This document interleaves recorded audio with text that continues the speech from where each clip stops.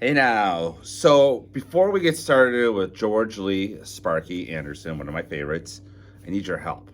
And if the YouTube community could help me, I went to do this on StreamYard, and StreamYard wants $240, and it was very easy to use.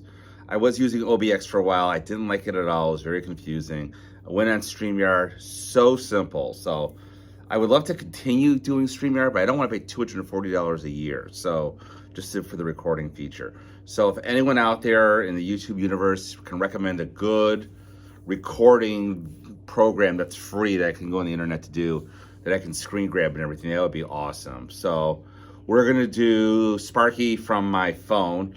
Fortunately for Sparky Anderson, he was the manager of my Tigers since what 80, I forgot, 81, 82, but whenever he came over, and he was the manager of my childhood. I've met Sparky many times. I don't ever recall him saying no to an autograph if you could get to him.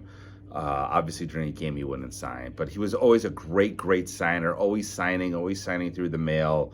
He, like I said, I didn't say no. He never said no. I started getting him as early as 86, and he had this charity called Catch here in Michigan, and every year he would sign for Catch. So every year they would have an autograph show, and he would set up at the autograph show, and everyone at the show was $5. I remember I got Jerome Bettis when he was like just a rookie out of Detroit. He just got was on he just finished with Notre Dame, I think. And I got like many other Trammell, Fielder, you name them, they all came through this Catch charity for Sparky. And he was very active, even to the very end when he was real sick. He still came back every year to Michigan. They did a charity event every year in Michigan.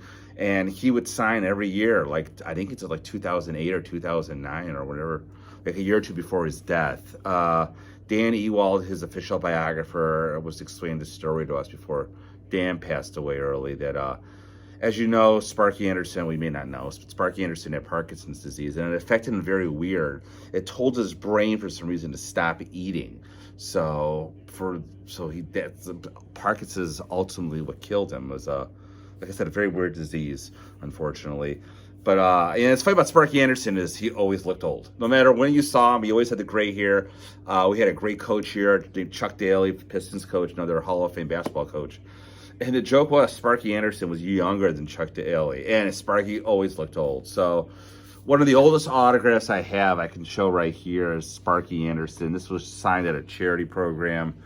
I don't know when, 1989 maybe. I had some older autographs of his, but I may have actually sold them. But anyway, so this is Sparky. When you're doing a Sparky Anderson autograph, again, not rare. You probably already have it if you wanted it. He usually, as you can see, he had the open A up here. And for some reason, he always signed like, we'll go back here. He signed like going in an upward direction like that. So if you're buying him, again, you want to look for the capital S.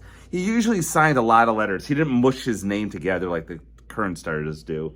So again, the good sound construction. It should be a fairly smooth autograph, assuming that you got it pre-Parkinson's. Like I said, even during Parkinson's, he was signing, but it was very shaky. So again, open capital S, capital A. You usually, not always, you want to look for the open A right there. He didn't always sign the SON. A lot of times after the DER, he would kind of stop. Not always. I mean, there are some great autographs out there when he was in the minor leagues for the, I forgot what system he was in, maybe the Phillies. But yeah, there's like contracts out there, minor league contracts. He signed George Lee Anderson. So here is on a baseball. Again, this was signed, I think the second to last show he did. I didn't have him on a baseball. I know it's in black ink below Gary Carter, which is a separate story. And again, same thing, capital S, capital A. You can see the openness of the A at the top right there. And he signed D, and he stopped at the R. Again, he had a really long name, Sparky Anderson. He would sign George Anderson, George Lee Sparky Anderson. You name it, he would probably sign it. Again, very accommodating, very fan-friendly. And it wasn't really hard to get his autograph at all. Just it was so big that he had to compact his autograph a lot of times, so you don't see the SON. And but again, when you look at these, even when he signs the SON, especially later in life, again, he signed it at an upward slant. Very uncommon. But again, I mean, for like a regular autograph. But again, there's so many of him out there. I don't think it's really rare. So the next person alphabetically in the Hall of Fame index is Cap Anson. But I already did a Cap Anson. I did it over a year ago, but I'm sure if you Google it, it'll come up Cap Anson autograph analysis. and after that will be Luis Aparicio. So again, if anybody out there has any suggestions for what video software to use, that would be awesome. I can't wait to read it. If not, maybe I'll just bite the bullet and pay the $240 for whatever it is. But it's because I like it a lot. Anyways, that's about it. As always, keep collecting.